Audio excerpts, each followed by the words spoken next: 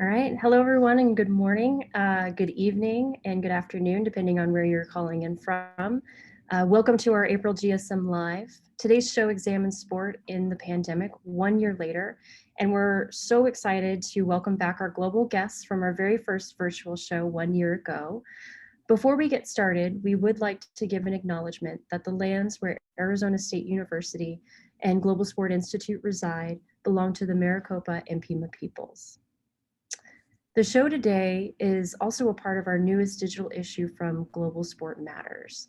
This newest issue, called Now and Then, How Sport Has Transformed, features stories from the WNBA's push on racial justice. We also have a sit-down Q&A with an epidemiologist and a sports business expert, really examining what went good and what went not so good for sport in the past year. We also have pieces looking at representation for women in sports media and so much more. Next week, we'll also be dropping even more stories for you to enjoy. So check out the chat box throughout the show. And right now, we've also included some links directly for you to look at the issue. And don't forget to give a listen to our most recent podcast episode with Kenneth Shropshire and award-winning journalist Bill Roden as they talk about what the year has been for sport and sports leadership. So new to the issue that we're very excited about, we are gathering stories from our audience members, from you, on what life has been like in the ongoing pandemic. This is something that we can't say we're over yet. This is an ongoing pandemic. So what do you wish you knew then that you know now? We want to hear from you. So we've made it very simple and easy to record. We actually have just a few prompts that are kind of guiding posts for you if you'd like to use those, and just an easy to share recording button that you can record from your computer or from your cell phone. So your story, excuse me, could be picked to be part of our next podcast episode. And again, we're dropping everything into the chat box for you to be able to check out. So during our discussion today, we also want to hear from you, your questions and your comments, and encourage you to go ahead and drop those into the Q&A box, which is located at the bottom of your screen. You can open up that Q&A box and go ahead and type in your questions there. And we'll even let you vote up or down depending on how much you like and agree with different comments and questions that are shared along the way. So to get started, I'd love for everybody to go ahead in the Q&A box, just drop in where you're tuning in from. Let us know. So in the chat, we are also sharing our panel's social handles, as well as our Global Sport Matters social handles. So continue to follow along after this discussion today and engage with us and with our panelists that we have here today. So with that, Ken, please take it away. Thank you, Kendall. I'm going to be the one that validates that a 60-year-old man can't figure out how to work Zoom a year later. But I did find the mute button this time. So far so good. We've got an hour for me to screw this up. I am so pleased people are joining. I know it's via the live stream or via Twitter or whatever path you're with us. Appreciate it, and I better understand how people are tuned into us. So that's part of my improvement during this period of time. But I'm part of the culprit for this. I mean, I thought it'd be a great idea to bring together the first group of people that I tried to have some version of semi-academic engagement with as we realized what was going on, at least what we thought was going on, right? I mean, that's going to be part of our conversation too. As Kendall mentioned, did a podcast with Bill Rhoden, and Bill and I really did jump off, I think, the day after the NBA shut down.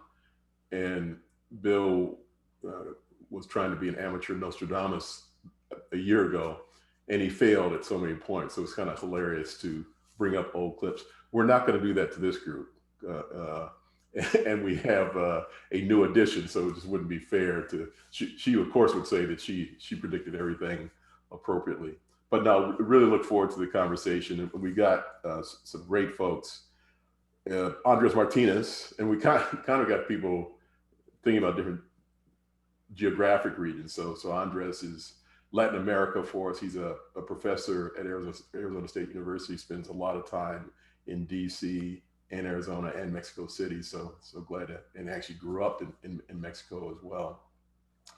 We've got Ilham Grunwald, good friend, who is the chief director of Matis Sports at Stellenbosch University in South Africa, the equivalent of the athletic director down there. So thanks for joining us. And I know it's later in the day there, so glad you could find time with us. And we're missing James Skinner this time, but doing double duty as he always does. Simon Chadwick, the director of the Eurasian Sport at Imlion Business School, will kind of cover Asia and Great Britain for us. So glad to have you back with us. Natalie Welch, my friend, will cover a part of the world that we don't think of enough, Native communities. She's the faculty athletics representative and professor at Linfield University and a member of the Eastern Band of Cherokee Indians. Thank you, Natalie, for giving us another chance here. My longtime friend, and you always got to have more than one lawyer wherever you are, Steve Ross, who's a professor of law at Penn State and executive director of Penn State's Center for the Study of Sports and Society, a longtime friend of mine from the Sports Lawyers Association and LA neighbor growing up. And the illustrious former chair of a board I served on for a long time. And she's now focused on the Paralympics and AAPI community, Asian American and Pacific Islander community. Lori Okumura, she's on the executive board of Angel City Sports, and as I said, former chair of USA Volleyball and a good friend as well. So she's our welcome addition. So she got nothing wrong in the first session. She got it all right, we're sure. So one of the most memorable, and we've got, of course, a formal format to get through, but this is a pretty raucous group, so we'll probably end up stepping on each other a little bit and talking about different issues, and I'll try to keep things going. But Simon, I think if we took a vote, you may have said, I don't know if it was prescient, but kind of the best framing statement of all. And you were talking about the need or the possibility to reset sport. That somehow even early on you had this feeling that this was going to be an opportunity to reset. And I will say that I hope you didn't copyright or trademark anything, because I've used that so much over the past year that, what are we going to do better when we get out? So how do you think sport is doing with that so far? Kendall said we're not out yet, but how's it looking in terms of reset from your view of the world? Well, thanks for inviting me back, Ken, and Kendall as well. I'm glad to see that I didn't cause too much trouble first time around, and I'm back again. Shh, don't tell anyone that reset moment. that wasn't mine. That wasn't mine. So there was for people who were not here last year. It was basically a consensus that was emerging, certainly in Europe, that somehow the pandemic would be a reset moment, and we'd go back to a previous time, wherever that previous time might be, and I guess in some ways start all over again. And I know that you liked this phrase, Ken, and yet it troubled me. And if you search my Twitter account around mid to late April last year, I posted quite a lot on why it troubled me, because I just didn't believe it was going to happen. And it hasn't happened. Certainly in Europe, it hasn't happened, and I think globally it hasn't happened. Keeping in mind that the work that I do is very much around economy and industry and the political dimensions, the global political dimensions of sport. Instead, what I was saying around this time last year was I was talking about acceleration and amplification. And certainly from where I stand, the last 12 months have been very much around acceleration and amplification. So we know, for example, the financial development of for instance, European football clubs. The rich got richer, the powerful got more powerful. So, acceleration, amplification. I think the other thing as well is what was really interesting in the immediate aftermath of the webinar is suddenly everybody went online, and we started consuming things online. And one of the early examples that really sticks with me is Premier League football teams playing Connect 4 against each other on Twitter, which was the tip of a very large iceberg. And we saw all kinds of digital developments. And obviously by the time we got to kind of May, we were all gorging on Netflix box sets. And there has to be some questions, a question in my mind, when fans can go back into stadiums, will they actually do so? And we'll get to that for sure. I mean, I guess that's the big, that may be the second most common question. When will you go back, and have you been there? So I definitely want everybody to think about that. Anybody else on Reset? Steve, what are your thoughts? Yeah. So I have glasses too. We like those. Thank you. So one of the things I said before is that for the most part, most of the stakeholders are just going to use the pandemic to reaffirm their pre-existing priors about what they're concerned about and what ought to change, and just use the pandemic sort of as a pretext to justify what they thought already. And I sort of think that is the way it's played out, but I'll plead guilty too. My research agenda for the last 25 years has been on inefficiencies in sport and how the global sports structure of parochial self-interest keeps people from acting either in economically efficient ways or in the public interest. And so for me, a lot of this has been a process that just validated that sort of problem. When people say, what would we have known now that is better? I think a lot of it we just had to have play out. So for the global audience in the United States, there was an example. There were protocols agreed to and negotiated under our labor law between the Major League Baseball and the Players Association about COVID. And then it took a huge outbreak where people were going to parties and not paying attention by one of the baseball teams for the baseball players to then agree to much stricter standards. And we were actually able to have a successful baseball game with about 3/8 of the normal season, but we actually were able to pull it off. But I don't think, if we knew now back then, it still wouldn't have mattered. You still wouldn't have had that sort of agreement. You need this process to work through. I don't know if Simon or others think this is a good thing or a bad thing, but one thing I definitely see has happened because of the pandemic is the increasing role of private equity investment in clubs and in leagues that would not have happened were it not for the severe financial repercussions of the pandemic. I happen to think that is a force for good. I happen to think that private equity, the downside of the capitalistic forces of private equity ignoring social justice or whatever, are outweighed by getting a bunch of the Blazer Brigade off their duffs and actually having sport be responsive. So that's my immediate reaction to a general agreement from Simon's view of acceleration and amplification. I hadn't thought about the private equity piece and in the vision of SPACs too. I mean, these new, not new, but revitalized instruments to fund sport, and you know, I'm involved in a couple, so I won't be too negative in the phrasing of this, but it is kind of a capitalistic take advantage of the downturn moment, take advantage of other people's problems. So assuming there are lesser valuations for sports properties. Ilan, what's going on in terms of reset, South Africa and beyond? Well, again, I spoke about the power of sport, and I referred to the late Nelson Mandela's quote. So I think the pandemic definitely had a major impact, but it also somewhat reinforced the importance of sport in people's lives.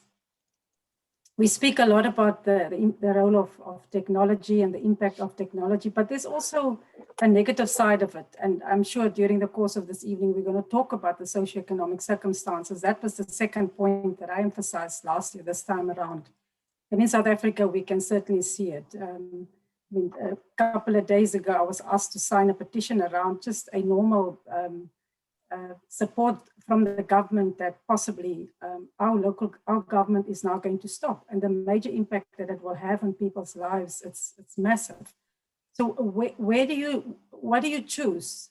Certainly in an environment like this, technology is not even spoken about. So there's a very high level of anxiousness of the community people to get back to sport, because that hasn't really happened. It's only about 2 weeks ago that our government took a decision that our local clubs can now return to sport. Obviously, professional sport is done. So a while ago, we've seen some live sport on television in the last couple of 2 months at least. And of course, the stadiums are still empty. And I think that's going to take a while to change. From a university point of view, before we officially started our gathering here this evening, we spoke about University Live. Now, my university on the 15th of March, 32,000 students returned back to campus. And the very following week, 2 weeks later, in my domain, we have about 30 different sporting codes. We are all back to normal. All of our codes are training, but we are containing it within the internal programs that we can offer, because obviously you have better control over that. The minute we move outside of the university boundaries, have become a lot more challenging. We've also started our first leg of what you are familiar with in terms of college football, the NCAA. Ken, you're aware of the Varsity Cup, so that's our rugby competition. And so this past week on Monday, our players returned from their first bubble experience. And today I had an opportunity to briefly interact with our management team. And it's quite an adjustment. On Wednesday, they leave again, and our students are going to go into a second bubble that's going to be longer. And I'm quite concerned about the mental well-being, because during next week's bubble, they're going to write tests, and some of these students are, as we know, our student athletes, they're doing some really difficult degrees. So yes, so it's been quite an experience. So it feels like normal, to be honest. I mean, I look outside my window and our sport facilities are busy. We have also hosted quite a few professional football matches there at our university at the legendary Danie Craven Stadium that used to be only for rugby. And now people are playing football. So some exciting things are happening. So during lockdown, we had an opportunity to upgrade the facility so that it can meet professional standards for football. So yes, Ken, I think from a university point of view, we are back. What that means in terms of reset, I think we still miss the activities where lots of people are allowed to be part of the excitement. I'll tell you, one of the things that's interesting is we all fear the South African variant, right? I mean, sitting on this side of the world, and then as I follow you on social, I see, life is going on. That it's, and I don't know how you feel in the moment. I mean, do you know that there's a special eye on South Africa in terms of the virus? Yes, no, absolutely. Look, I will continue to compliment our government for how we started to manage the impact of the virus since the 27th of March last year. You know, going into full lockdown and easing into lifting the levels. Yes, I think across the globe we have challenges around the vaccine. So it's not new to South Africa. 2 days ago, our Minister of Health made certain decisions, a lot of panic in the system, but he came out and he gave our fellow citizens the assurance that we are still on track based on the initial plan. And what I do appreciate about our government is the honesty. I don't think we're making empty promises. Of course, as a nation, every nation across the globe are anxious. We all want the vaccine. You know, we all want things to happen much quicker than what is currently the case. But I mean, the World Health Organization has continuously recognized South Africa for the work that we've done. And I continue to be very proud of our government. You know, if you look at our socioeconomic circumstances, you know, that can be put to the forefront all of the time. But looking beyond that, we've done some pretty amazing work.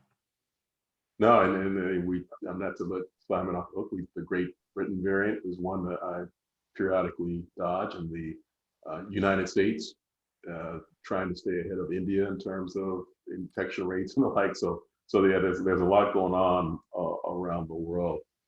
And Natalie, and in Native communities, if your dog's gonna allow you to speak now, I don't know.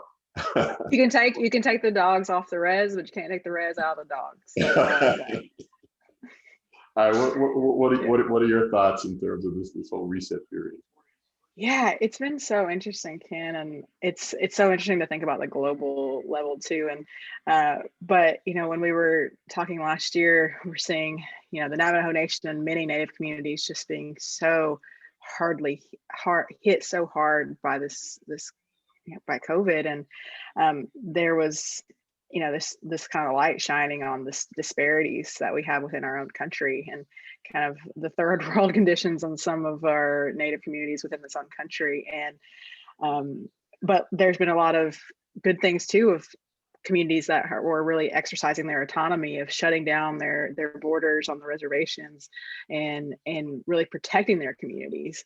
But there was definitely a lot of things brought to light for the greater community. And you know, I can't think about this past year without talking about, you know, the murders of George Floyd, Ahmaud Arbery, Breonna Taylor, and how that ripple effect upon our entire country around systemic racism. And that's what I think's been so interesting about this past year and a half, is this time of looking at these systems, like, you know, you got like Simon and Steve, and these different structures and how they operate, and really having the time to really take a close look at the way we do these things. And, you know, the Washington football team decided they're going to change their name, which we all never thought was going to happen. And so that was a big win for the Native community, but it's something that we're continuing to fight. And, you know, and then on the flip side, you see recently Native communities are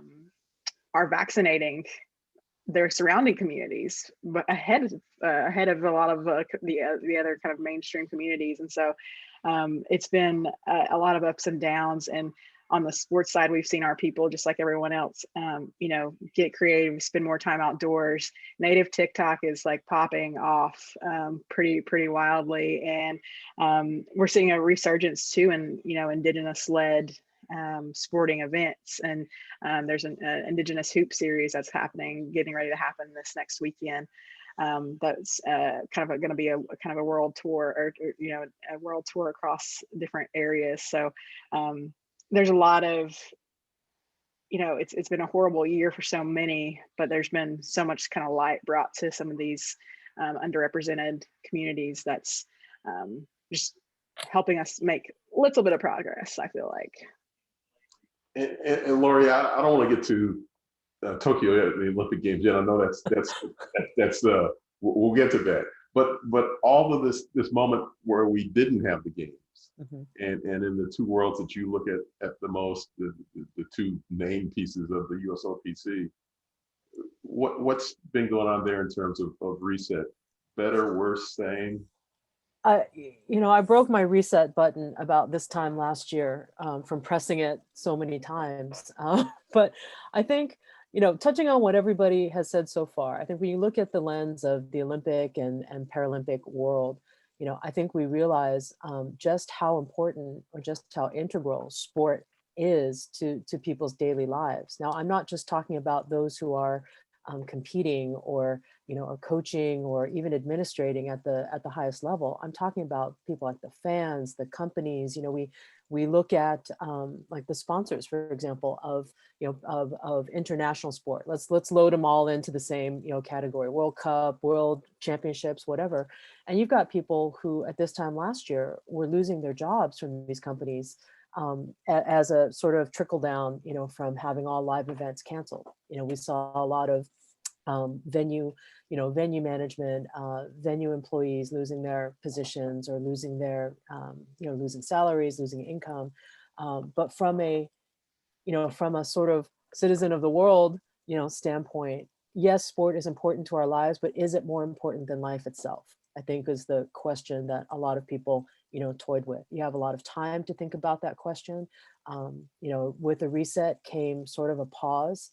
You heard the words pivot or, whiplash, right? People were just kind of like moving in every direction, trying to figure out, how do I get online? Do I get online? Oh, I don't have internet at home. I only have it at the office, so the reset of sport actually, and the reset of the global economy, the global pandemic, which we're still in, people forget, like, we're still in this moment.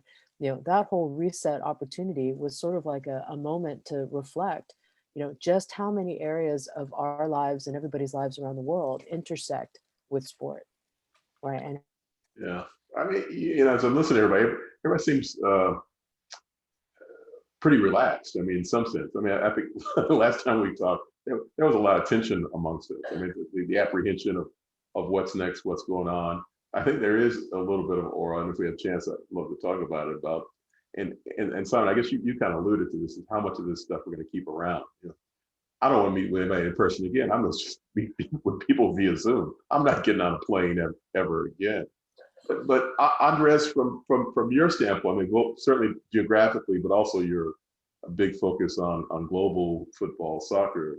What are your thoughts on reset? And then as we come back around, I do want to start off with we're going to take a poll, and then I want to start off with thinking about the race issues around the globe that Natalie raised, and how far that's really extended, and then talk about the recent issues with the Asian American and Asian community generally in terms of the negativity. But Andres?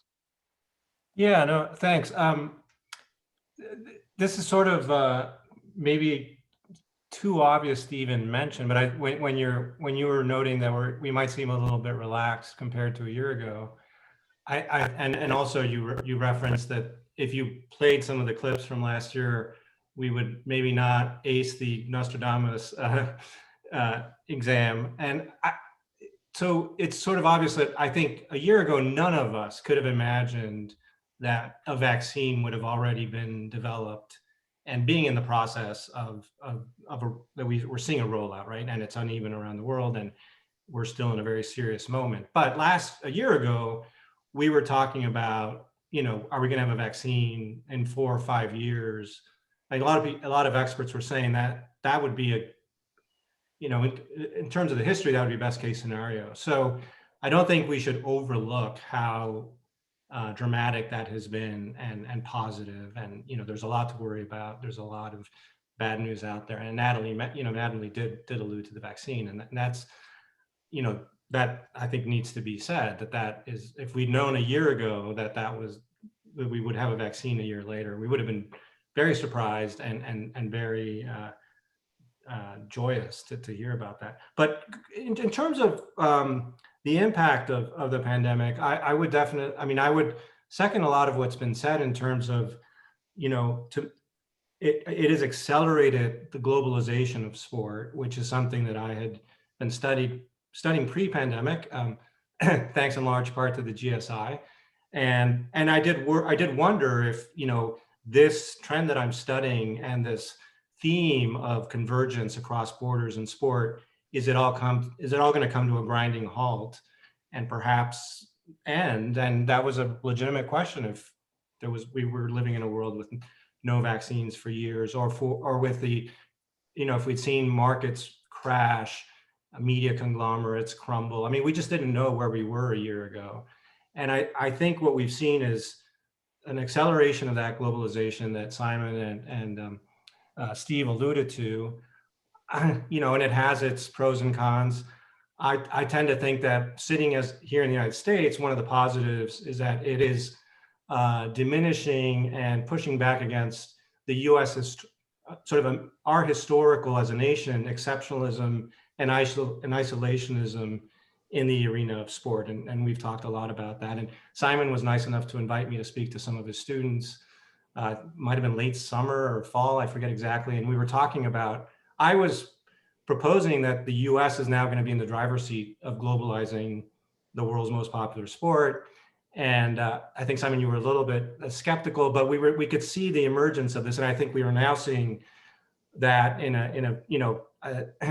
I listened recently to a podcast with the head of the 49ers Enterprises, who's so excited to be vice chairman of Leeds in the Premier League. You're seeing this acceleration of the SPACs that you mentioned, the investment into world football, as you have people with deeper pockets, as a result of what's happening in the stock market, and U.S. operators of sport looking to diversify and grow, whether it's the familiar story of Fenway Sports Group and John Henry and the Red Sox, now with LeBron James. And I mean, even Ryan Reynolds got in on the act buying a Welsh soccer team in this period.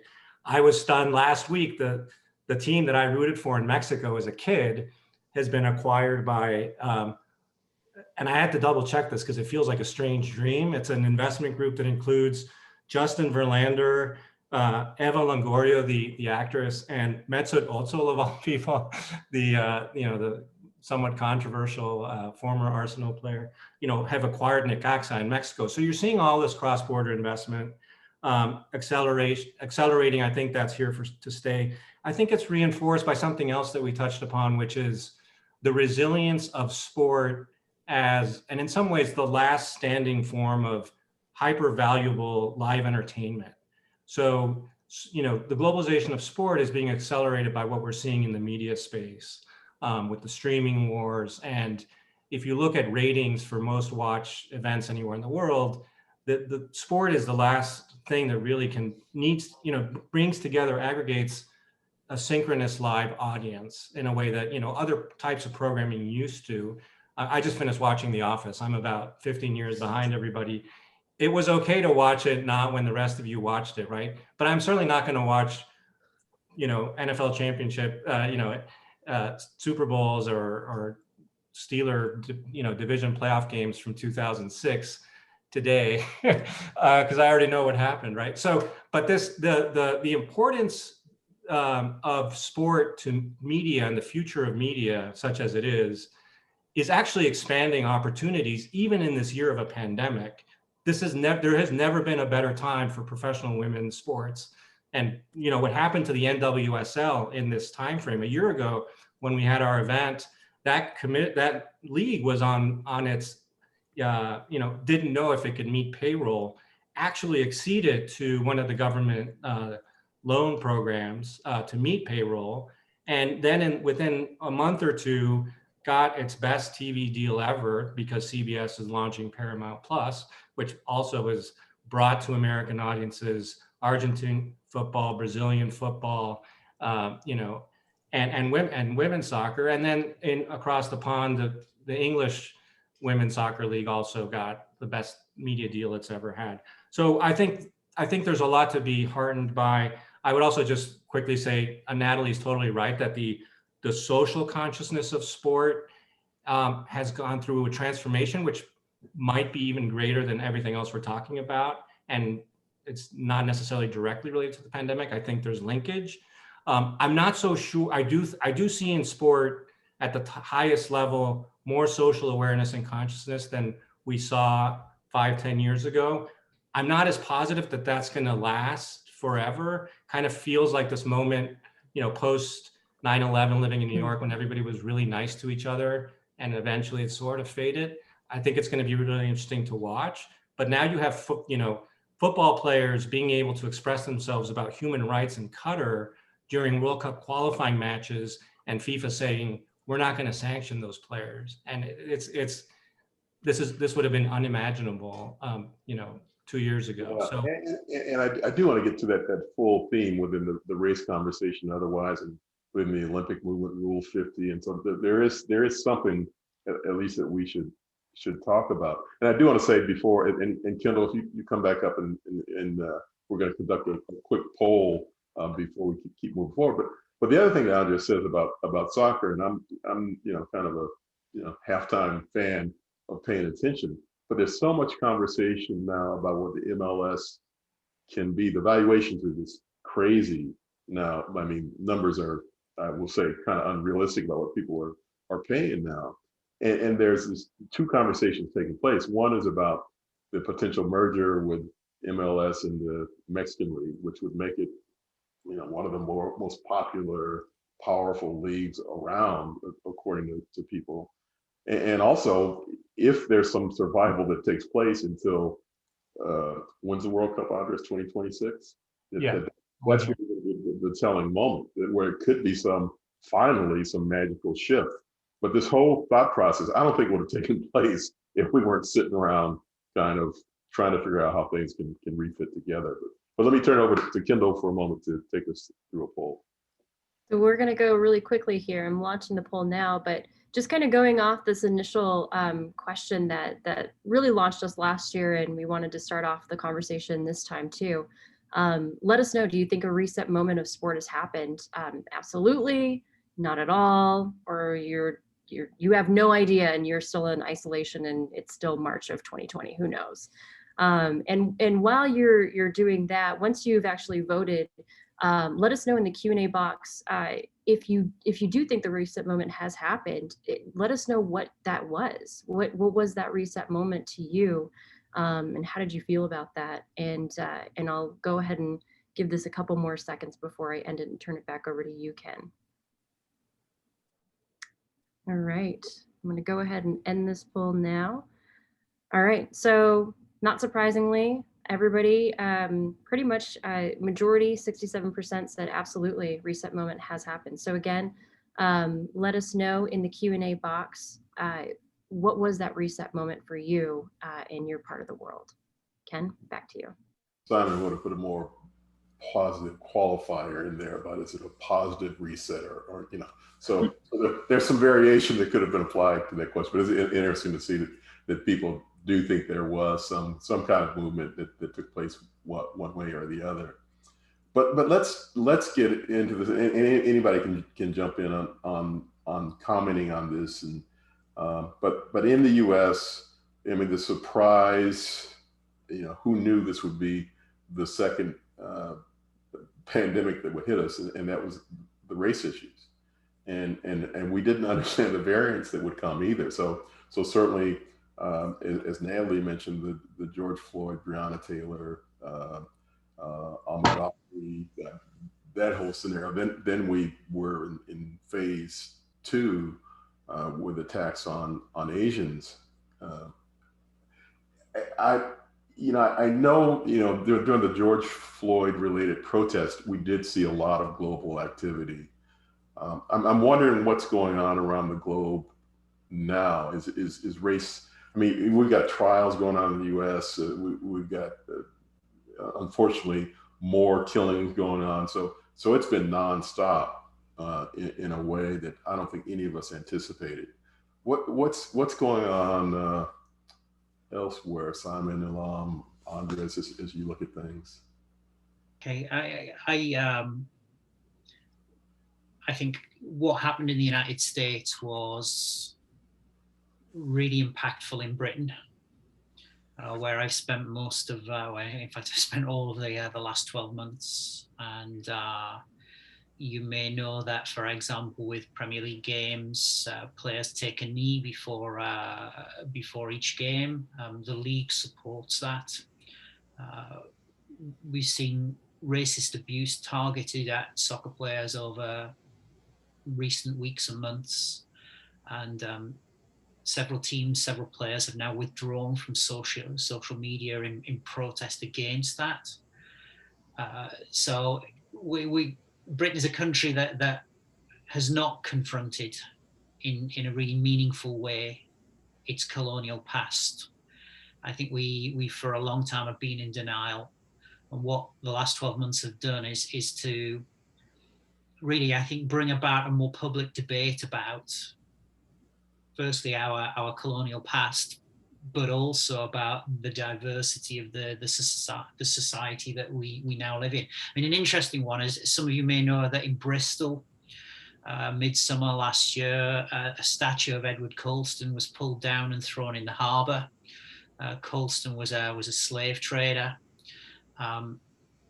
That was really, for me personally, that was a very profound moment. I was really affected by that, but our current government has now passed legislation actually punishing people more severely for pulling down statues than for committing rape. So we've still got some way to go in terms of lots of different aspects of our society. But I think one of the things that I want to raise, and to tie it back to the first question too, is you've asked me to be here to talk a little bit about Asia. And I think one of the things that I've observed over the last 12 months, and a phrase that I've started to use, is the emergence of a new global geopolitical economy of sport. And you talked about SPACs, and I think the SPAC phenomenon over the last year in sport in particular has been significant. But you've got to keep in mind that that's obviously very North American led. At the same time, what we've also had is Saudi Arabia and its public investment fund behaving very aggressively in seeking investments in sport. And you also have the case of China. And my observation about China over the last year is that China's been very bullish in its sports investments activities, notwithstanding some of the criticisms people have made of Chinese football. But I think what I want to say is that, just to give you one illustration, during international soccer games 2 weeks ago, the Norwegian and the German national teams protested about immigrant labor rights in Qatar ahead of the World Cup. But nobody has said anything about China. You know, nobody in Europe has worn a T-shirt to make any kind of statement about China. And I get why they've not done that. But what I'm confused about is, you know, Qatar, a country of 2.5 million people, you know, you feel empowered to wear a T-shirt and condemn Qatar. And yet China, a country of 1.6 billion people, where, you know, we believe that there are some very problematic things taking place. You know, people say nothing. Well, and in Europe, they say nothing, Andres. In Europe, they're not saying very much. I was going to say Qatar it's understandable because that's where the World Cup's going to be held. And I think this is fascinating. Also tweeted about China, and as did one of our general managers in the NBA. That was pre-pandemic, and I think this is going to be a fascinating thing to see in the run up to we have a World Cup in Qatar and a Winter Olympics in China during the same year. Both have, you know, their well-known human rights issues. And as a result of the reset that we're discussing, leagues are much more tolerant, and international federations and society of allowing these athletes to express themselves. Where, you know, pre-pandemic, what, you know, 2020 and all that it entailed, there was a lot of policing, including when Mesut Ozil tried to, you know, tweeted about the situation of the Uyghurs. The speech of athletes now, and then I was just talking about this yesterday with the students in my sport and globalization class, and it's going to be very tricky for the IOC and FIFA and domestic leagues to police this, because once you tell players, we actually not only allow you but encourage you to take a knee for, you know, against racism and what's happening in the States and elsewhere, and, you know, we're not going to fine you for expressing yourself about Qatar in a World Cup qualifying game. where are they going to draw the line? And these athletes, you know, you know, the Olympians in 1968 that Ken and I were lucky enough to spend some time with them in Mexico City. You know, what John Carlos and Tommy Smith did in Mexico City was so powerful, but imagine them doing that with, you know, 10 million followers on Twitter and Instagram, the way these athletes have now, and expressing themselves, not in Mexico City about things happening in the US, but going to Mexico City, or in this case to Qatar, and expressing themselves about things happening in Qatar. You know, the old rubric was, do we boycott or not? Now, I mean, if I were one of the you know, rulers of Qatar or involved with hosting this World Cup, I would be very nervous about this generation of athletes with their social consciousness coming to play, and perhaps not keeping their mouth shut about things that, and similarly in China. So I think that's gonna be really fascinating to watch. And let me just insert into the conversation the MLB decision to move the All-Star game from Atlanta to, you know, the most wonderful state of all, I guess, Colorado, which is a whole nother discussion we could have. Boycotting Beijing. I mean, you know, you go back to 1980 and boycotting Moscow, Russia's invasion of Afghanistan, or the Soviet Union's invasion of Afghanistan.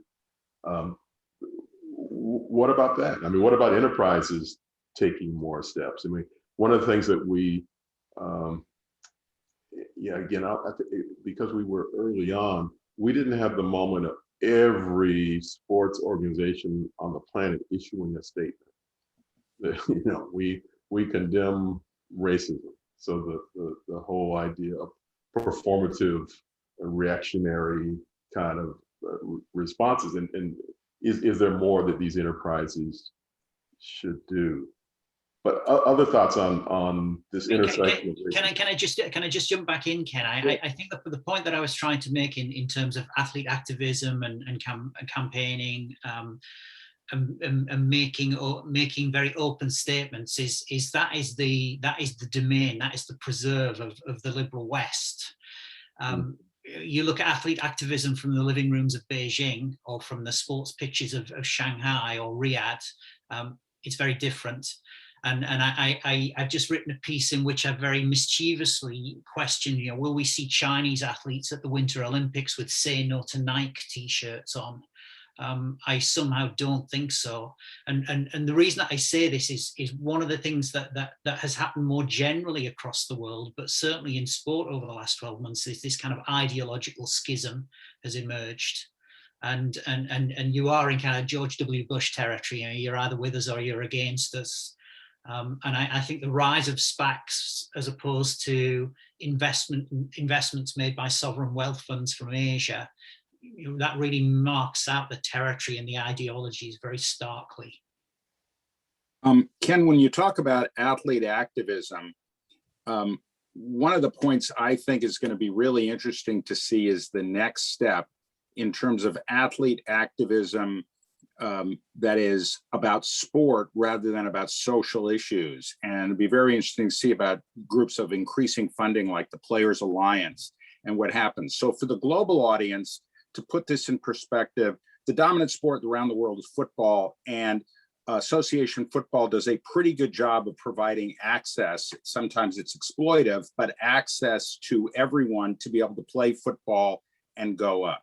There's a major access problem to the traditional white sports in South Africa, rugby and cricket, which is explicitly acknowledged by almost everyone in South Africa as a problem. I'll defer to Ilham as how well anybody's solving it, but it's acknowledged as a problem. Baseball, in particular in the United States, faces a serious problem of access. To some degree, soccer and hockey have the same problem. And one of the questions that I think is going to be interesting in terms of athlete activism is to what extent will athletes turn their attention to expanding the opportunities. The reality is, Andres and I talked about this after the last program, but the reality is if you had two first cousins of equal ability in Sonora, Mexico, and one of their parents immigrates to the United States, the kid who stays in Mexico will, if they're really good, will go through the Mexican League and end up playing professional baseball. the kid who winds up in East LA has no opportunity to do so. This is a topic Ken and I have talked about for about 15 years, but now it looks like athletes are starting to get involved in that as well. And I think that could be a major change. And when Ken talks about the role of corporations, this is definitely where the private sector can join with athlete activism to do things like provide more fields of play, sponsor activities, and provide more opportunities. Because among the dramatic racial inequalities in the United States, access to sports other than AAU basketball is clearly a major issue. The one thing that I'd add to that, then I want to zero in on Lori, Ilan, and Natalie for comments on any of this as we start to close out on time. But the one thing that I had hoped would come out of this period of time is more reflection. You could see most clearly with football and the Rooney Rules that athletes would finally begin to speak out about representation, coaching, and otherwise, and they, for the most part, have not done so. And it's very interesting to think about. And again, like anybody else, athletes will protest for what's of their self-interest before anything else. And for the most part, you're certainly not thinking you're about to be a coach. It's not an issue that directly impacts you. And so that may be one of the reasons why we shy away from seeing that. Lori, what thoughts do you have? I know you. Really quickly, I think one of the I guess game changers, if you will, and getting back to what Simon was speaking about in terms of athlete activism and potential forms of protest, is social media really plays a big role, in today's global, geopolitical society, and especially for an athlete. If you're an athlete who understands how to build their brand or has a huge following,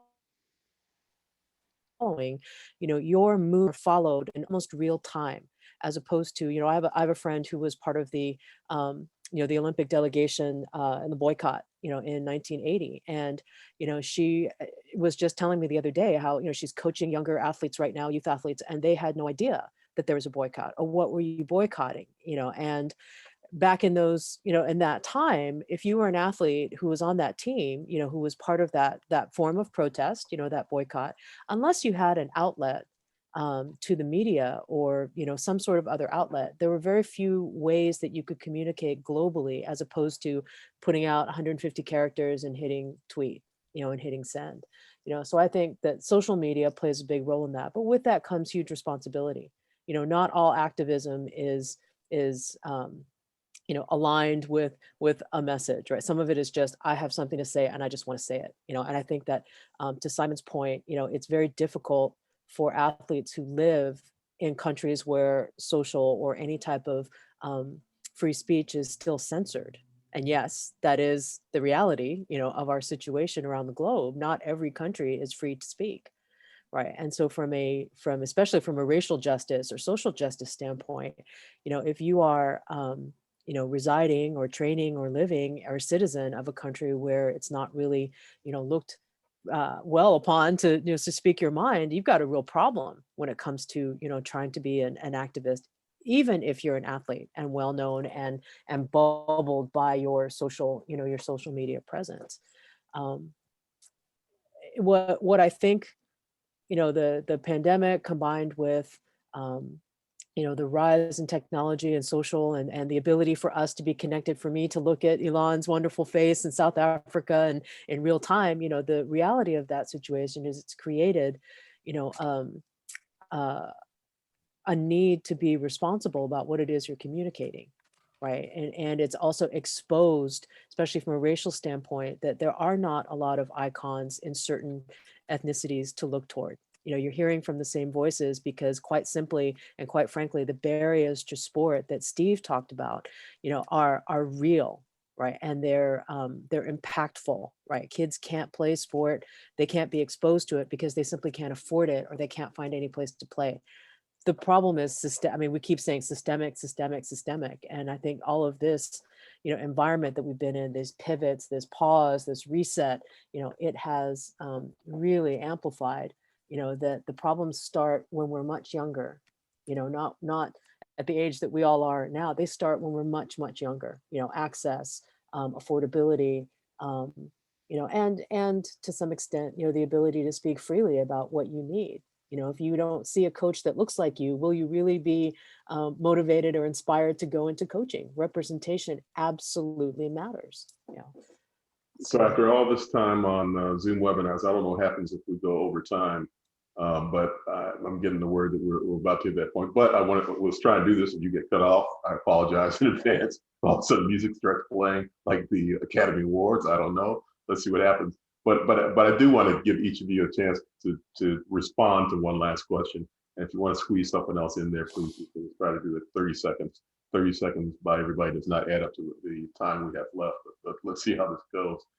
But I want to know, will the Olympics happen, and should they? And then anything else you want to say?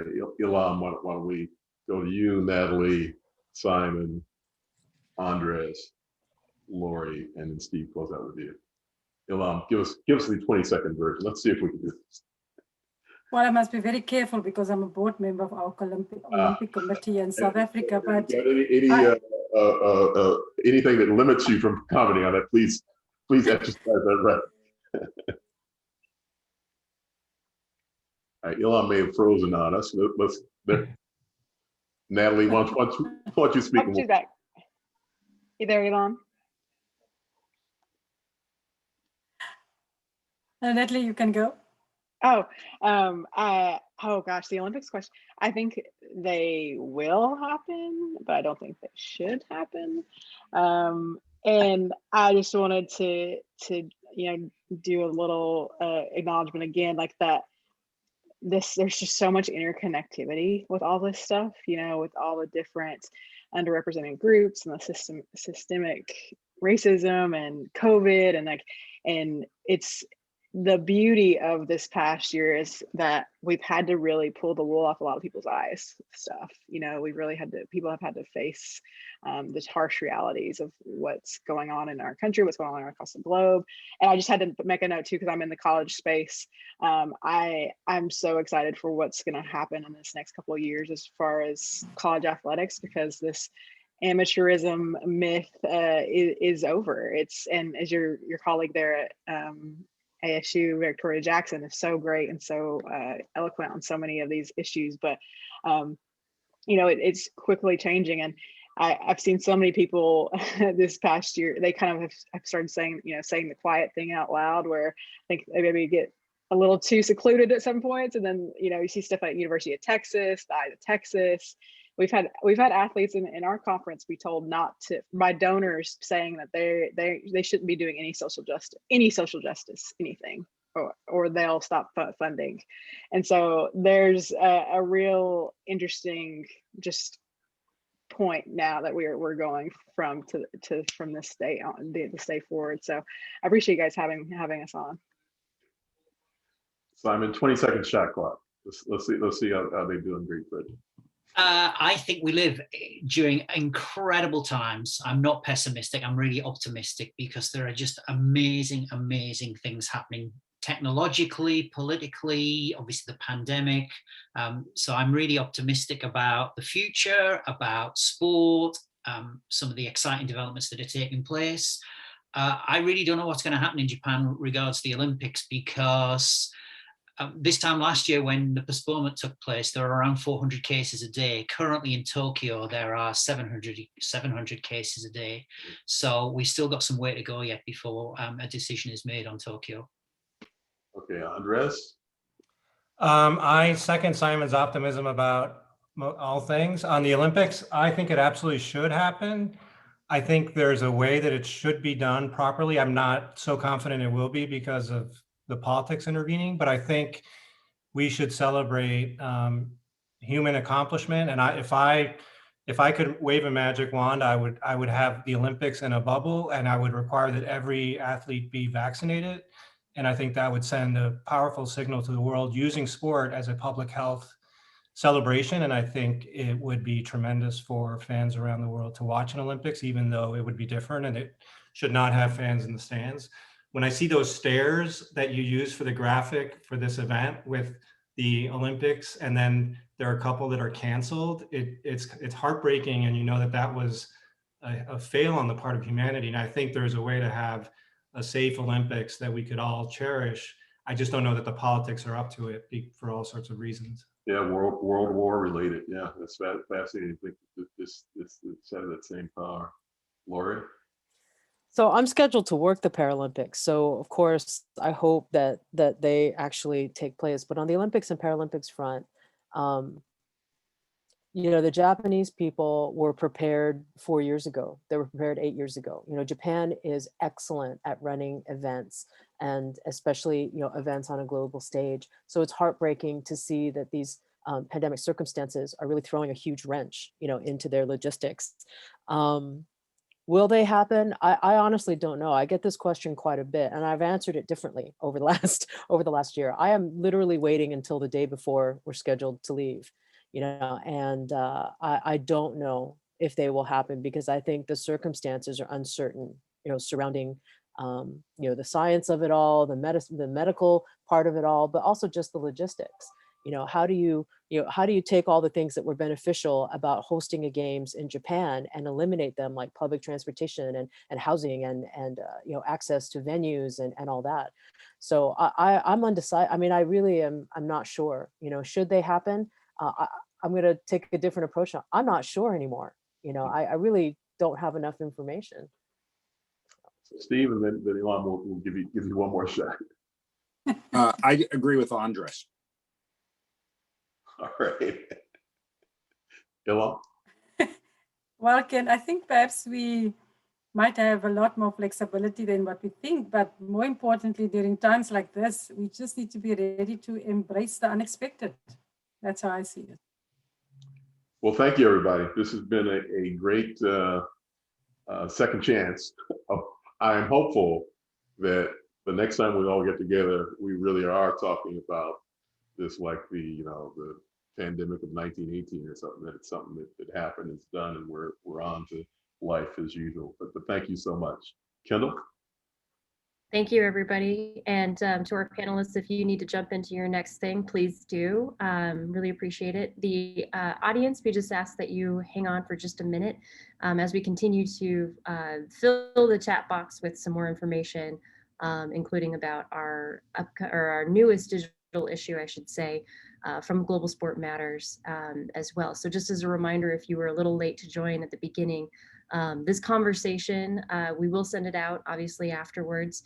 And it is a part of our larger digital issue from Global Sport Matters, Now and Then, How Sport Has Transformed, where we have written pieces, we have podcasts that you can listen to, and we also want to hear from you. So we want to hear your story, and we have linked into the chat box how you can actually share your story directly from computer or from your mobile about what this past year of pandemic has been like. So with that, we hope to see you next month as we look into athletic directors, and we bring in our research from Global Sport Institute into that conversation to examine the role, the pipeline, and the future of the athletic director positions.